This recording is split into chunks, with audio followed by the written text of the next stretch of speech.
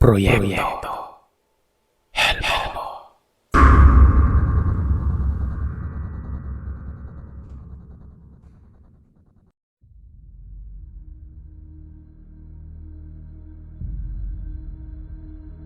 Tawagin niyo na lamang ako sa pangalang Ronnie.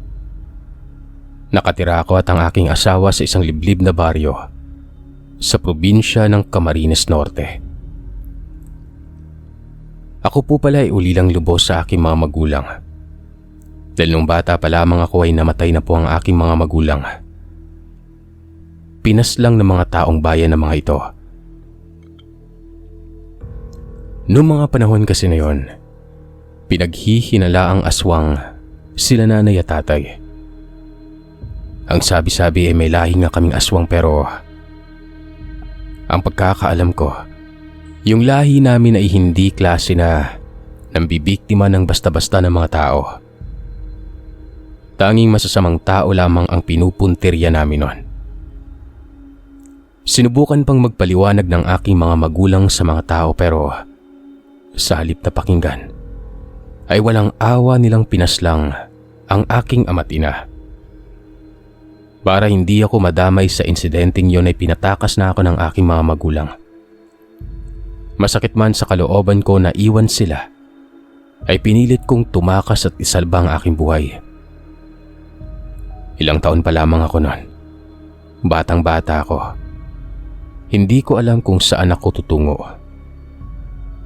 Nagpalaboy-laboy ako ng 1 linggo sa lansangan hanggang sa may isang albularyo ang kumukup sa akin at dinala ako sa kanilang probinsya sa may Daet, Camarines Norte. Mula nang mapunta ako sa probinsya ng kumupkup sa akin ay masasabi kong naging masaya ako ng pansamantala. Hanggang sa pumanaw na ang albularyo na itinuring kong pangalawang magulang. Pero bago pa man pumanaw ang kumupkup sa akin noon, naturuan niya ako ng mga lihim na kaalaman. Kahit wala na ang taong kumupkup sa akin, naging mabuting tao pa rin ako habang itinatago sa iba ang aking lahi. Sa lugar ding yon ko nakilala ang isang babaeng magpapabago sa aking buhay. At yun ang ikikwento ko sa inyo, Sir Seth, at sa inyo mga giliw na taga-subaybay. Nangyari ito noong 20 taong gulang pa lamang ako. Noong mga panahon nito ay kagagaling ko lamang sa pangingisda. Sumama kasi ako sa kaibigan kong si Tonyo sa paglalaot at umaga na kaming nakauwi pero bago pa kami tuluyang nakauwi, ay ipinagbili muna namin sa mga nagtitinda ng isda sa palengke ang aming mga nahuli noon. Pagkatapos ay pinaghatian na naming mga magkakaibigan ang pinagbentahan nito. Ayos, paring Ronnie. Ang ganda ng huli natin ngayon ah. Sana ganun din sa mga susunod na araw.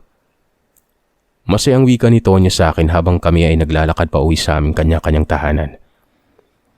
Sana nga paring Tonyo. Tugon ko naman sa kaibigan ko na yon. Nagpatuloy pa ang masaya naming pag-uusap. Pero sa hindi inaasahang pangyayari, napatigil kami sa pagkikwentuhan nang mabangga ko ang isang magandang dalaga.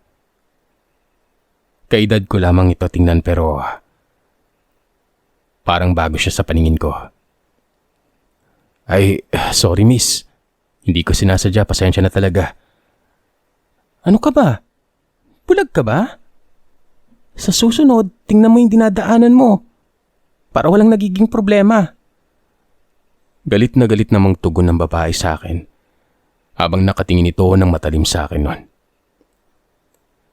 Sa pagkakataong yun ay inawat na ni Tonyo ang babae. Nagkataong kakilala niya ito.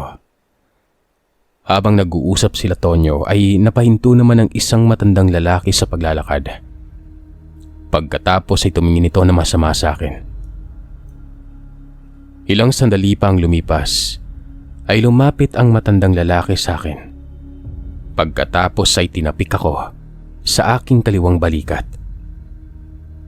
Napansin yon ng dalaga kaya bigla itong lumapit sa akin. Pagkatapos ay hinila ako papalayo sa matandang lalaki na yon. Hoy Lolo, mukhang hindi maganda yung binabalak mo sa binatang ito ah. Tanong ng dalaga sa matandang lalaki na yon. Kailangan nang mawala ang binatang yan. Salot siya sa mundong ito. Sagot na matandang lalaki naman. Pagkatapos kong paslangin ng binatang yan, isusunod na kita batang mangkukulam. Dugtong ng matandang lalaki sa kanyang sinabi. Matapos magsalita ay umalis ang matandang lalaking yon. Natitiyak kung uuwi ito sa kanyang tahanan para isagawa ang kanyang binabalak. Maya-maya, tumingin sa akin ng dalaga. Pagkatapos ay kinausap niya ako. Ihanda mong sarili mo. Anumang oras ay babarangin ka ng matandang yon. Wika niya sa akin. Ako naman ay nabigla dahil yung pagtapik pala na ginawa sa akin ng matandang lalaki na yon ay isang pamamaraan para markahan ako. Ang engot ko talaga. Di ko man lang napansin yung ginawa sa akin ng matandang lalaki kanina. Wika ko sa sarili ko dahil hindi ko man lang napaghandaan ang mga nangyaring yon. Huwag kang mag-alala. Tutulungan kitang alisin yung barang. Tugon naman ng dalaga na nagpakilalang Ella nun. Pagkatapos ay muli na itong nakipag-usap kay Tonyo.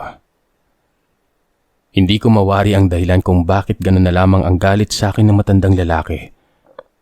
At habang naglalakad kaming tatlo, iniisip ko pa rin ang dahilan. Ayos ka lang ba paring Ronnie?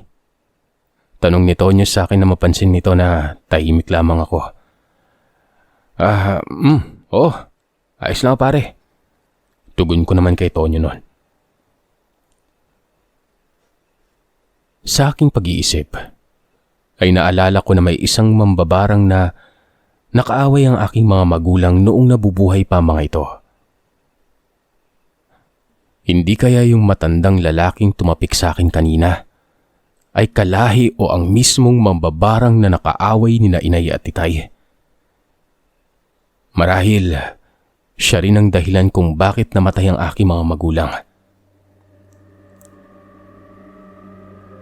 Lumipas pang ilang minuto, narating na namin ang aking tahanan. Akmang bubuksan ko na ang pintuan nang bigla na lamang akong nanghina at bumagsak sa lupa nun. Pagkatapos ay nangag silabasan ng mga salagubang at ipis sa aking ilong, bibig at tenga. Doon ay natiyak ko na naisagawa na ng matandang lalaki ang mga orasyon at ritual. Para tuluyan ng tumalab sa akin ang tinatawag niyang barang nun. Sa pagkakataong yun ay agad namang napalapit sa akin sina Ella at Tonyo. Pagkatapos ay tuluyan na akong nawalan ng malay. Dahil bukod sa mga naglalabasang insekto sa ilong, bibig at tenga ko, ay tila tinutusok pa ng karayom ang aking tagiliran. Kaya't hindi ko na nakayanan ang panghihina at pananakit ng aking katawan. Makaraan ng isang oras ay nagkamalay na ako. Na mga sandaling yon ay ramdam kong nangihina pa ako noon.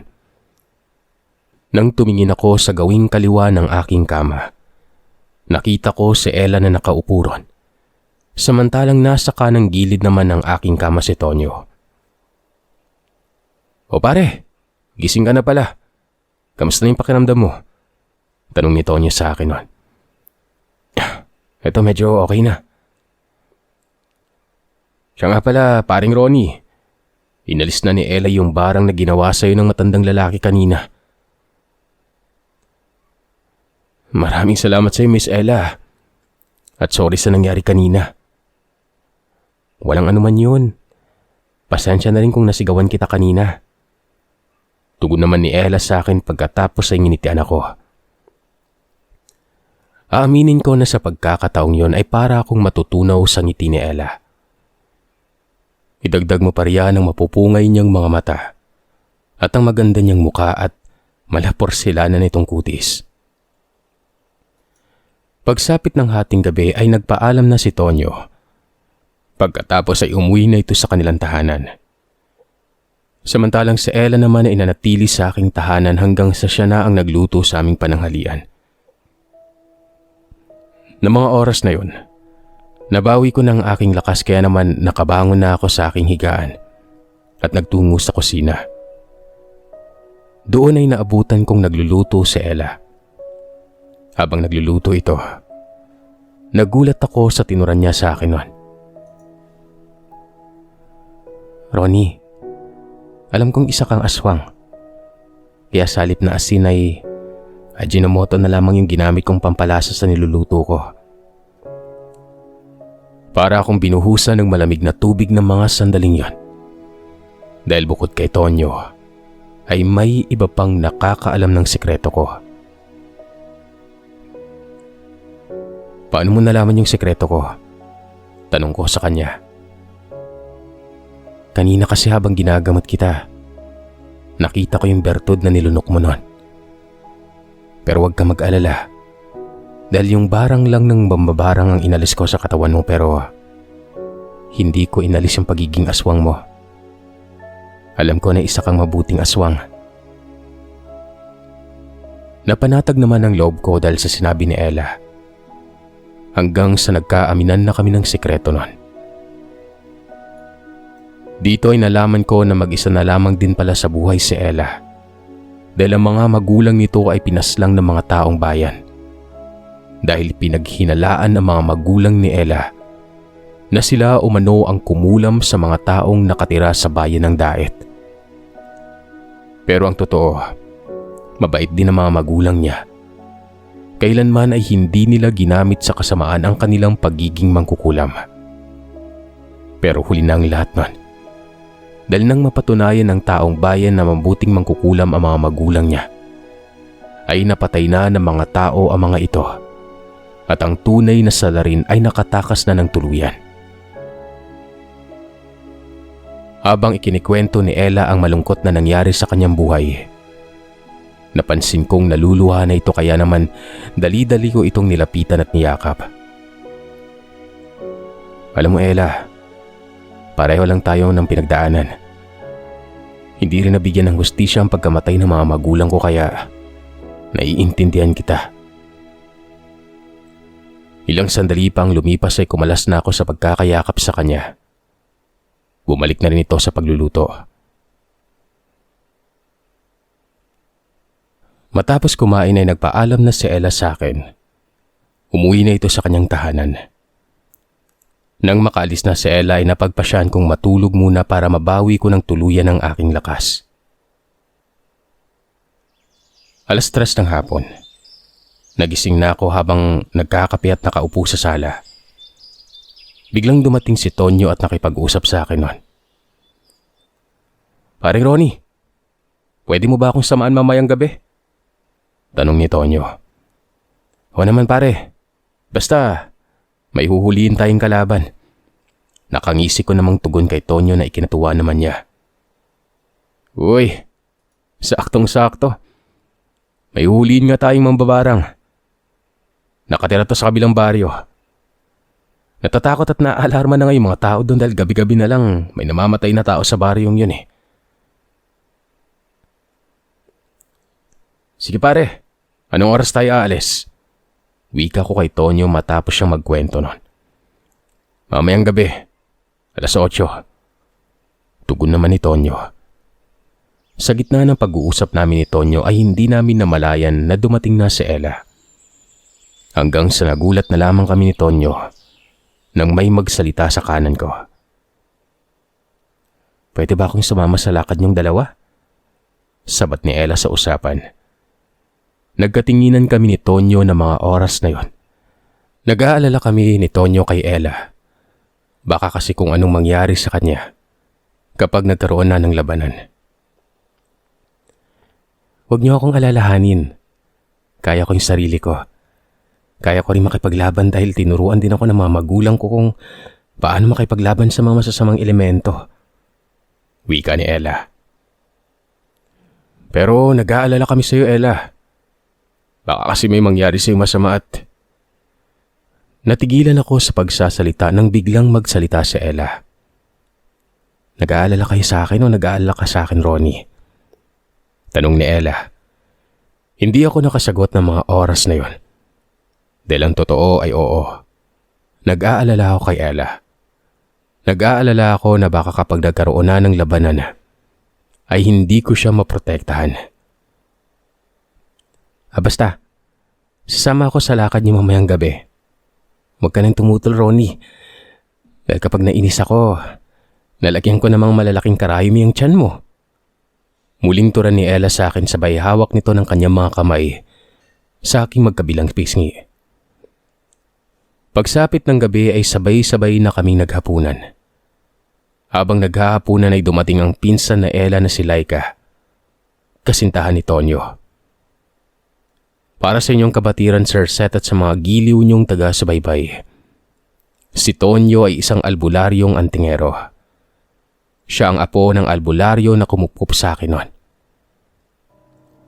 Sa pagkakataong yun ay sinabi sa amin ni Laika na ang mangkukulam na huhulihin at papaslangin namin ay isang hukluban. Ang hukluban ay mas matindi pa sa mga mangkukulam dahil ang mga hukluban ay kumakain ng puso ng tao para madugtungan ang kanilang buhay. Pagsapit ng 8:00 ng gabi, pinuntahan na namin ang lugar kung saan naninirahan ng masamang mangkukulam na yon. Pagdating pa lamang namin sa lugar ng masamang mangkukulam, naramdaman na kaagad namin ang presensya nito. Maya-maya ay lumitaw sa aming harapan ang hukluban at naramdaman na lamang namin ni Tonyo na nahihirapan kaming huminga, maliban kina Ella at Laika, dahil alam nila kung paano kontrahin ang kapangyarihan ng hukluban. Ilang sandali pa ang lumipas ay sinugod na nina Ella at Laika ang hukluban na yon, kung kaya't nabaling ang atensyon ng hukluban sa dalawang dalaga. Hoy batang mangkukulam, bago ka mawala sa mundong ito, gusto kong sabihin sa iyo na ako ang dahilan kung bakit namatay ang mga magulang mo. Pinalabas ko na sila masama para hindi ako mapaghinalaan ng mga tao. At ako rin ang dahilan kung bakit namatay ang mga magulang ng batang aswang na kasama mo ngayon. Kinontrol ko ang isipan ng mga tao para tagumpay kong maisagawa ang mga plano ko. Pang-asar na wika ng hukluban kay Ella. Nag-alab ang galit ko nang marinig ko ang mga sinabi ng hukluban. Kaya naman ginamit ko na ang lahat ng kaalaman na itinuro sa akin ng albularyong kumupkup sa akin noon. Habang si Tonyo naman ay tinutulungan sina Ella at Laika sa pakikipaglaban sa hukluban. Hanggang sa napasigaw na lamang ang hukluban dahil hindi nito kinaya ang tigal pong pinakawalan ko. Dito na nagkaroon ng pagkakataon sina Ella, Laika at Tonyo na saksakin ng hukluban hanggang sa tuluyan na itong bawian ng buhay. Matapos ang kaganapang yon ay mabilis akong lumayo. Hindi na nagpakita kina Tonyo, Ella at Laika dahil ayokong madamay sila sa kaguluhang nangyari sa buhay ko. Nagtungo ako sa pinakaliblib na baryo sa bayan ng Daet at nanirahan sa isang tahanan kung saan walang tao ang nangangahas na magtungo ron.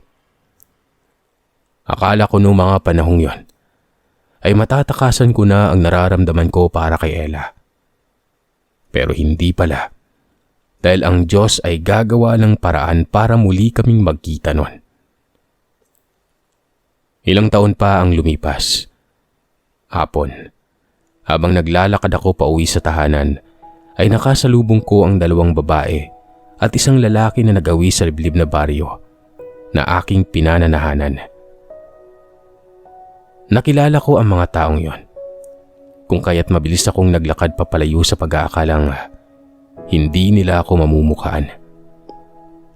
Hanggang sa maramdaman ko na lamang na hindi ako makagalaw sa kinatatayuan ko. At dahil yon sa orasyon na ginawa ni Ella. Maya-maya ay tuluyan nang nakalapit sa akin ang 3. Ate Ella, mukhang kilala ko tong binatang to . Wika ni Laika. Kampante akong hindi ako makikilala na Ella, Laika, Tonyo. Dahil ibang-iba na ako nun. Pero nagulat na lamang ako nang biglang tanggalin ni Ella ang sombrero at salamin na suot-suot ko. Kaya naman doon niya ako nakilala. Sinasabi ko na nga ba't ikaw yan, paring Ronnie eh. Nakangiting wika ni Tonyo sa akin. Sabay tapik nito sa kanang balikat ko samantalang si Ella naman ay napayakap sa akin ng napakahigpit. Alam mo, paring Ronnie, hindi ko alam kung bakit bigla kang umalis pagkatapos nating mapaslang yung hukluban. Wika ni Tonyo. Pasensya na kayo, paring Tonyo. Pinili kong magpakalayo-layo dahil ayoko pang madamay kayo sa kaguluhang nangyari sa buhay ko eh. Tsaka, pinilit kong kalimutan yung nararamdaman ko kay Ella. Baka kasi mali na magkagusto ang isang aswang sa isang mangkukulam. Tsaka baka pagmulan lang ng gulo kapag nagkagusto ako sa kanya. Mali ang sinasabi mo, Kuya Ronnie. Dahil ang totoo, hindi bawal sa aming mga mangkukulam ang magkagusto sa lahi na iba. Tsaka kung pinagbabawal sa amin ang umibig sa ibang lahi, hindi ko na sana naging asawa si Tonyo ngayon. Sabat ni Laika sa usapan namin ni Tonyo. Totoo ba yung narinig ko, paring Tonyo? Asawa mo na si Laika? Oo, paring Ronnie. Maraming kaganapan yung nangyari sa loob ng 1 taon. Mula na mawala ka. Ronnie, ikaw ang dahilan kung bakit naipaghiganti ko ang aking mga magulang. At dahil din sa nangyari ay nabigyan na rin ng hustisya ang pagkamatay ng iyong mga magulang. At ngayong napatay na natin ang naging dahilan ng pagkawala nila, nabigyan na natin sila ng hustisya. Makakapamuhay na tayo ng payapa. Nais kong mamuhay ng mapayapa at matiwasay ng nasa tabi mo, Ronnie. Sa'yo ko lang natagpuan ang mga katangiang hinahanap ko sa isang lalaki. Tsaka ni minsan ay hindi mo hinusgan ang pagkatao ko. Tsaka tanggap kita kahit aswang ka pa. Sabi ni Ella sa kanyang mga tinuran. Tunay na pagtanto ko na sa pag-ibig, ang lahat ay nagiging pantay-pantay kahit na magkaiba pa ng lahi ang isa't isa. Hindi yun hadlang para umibig at lumigaya sa buhay. Ella, salamat dahil pinaunawa mo sa akin na hindi hadlang ang pagkakaiba ng ating lahi para magmahal at maging maligaya sa buhay. Ella, salamat dahil pinaunawa mo sa akin na hindi hadlang ang pagkakaiba ng ating lahi para magmahal at maging maligaya sa buhay. Ipinapangako ko na hindi ko sasayangin ang pagmamahal na ipinapadama mo sa akin ngayon. Ang magkasama nating haharapin ang mga pagsubok sa buhay, hindi ko rin hahayaan na may makahadlang sa pagmamahalan nating dalawa. Napaluha si sobrang tuwa si Ella. 1 taon muli ang lumipas matapos maganap ang muling pagkikita namin. Nagpasya na kaming magpasal. At mula ng araw na kami ay ikinasal ay naging masaya ang pagsasama namin ni Ella. Hanggang sa dumating ang araw na biniyayaan kami ng kambal na anak.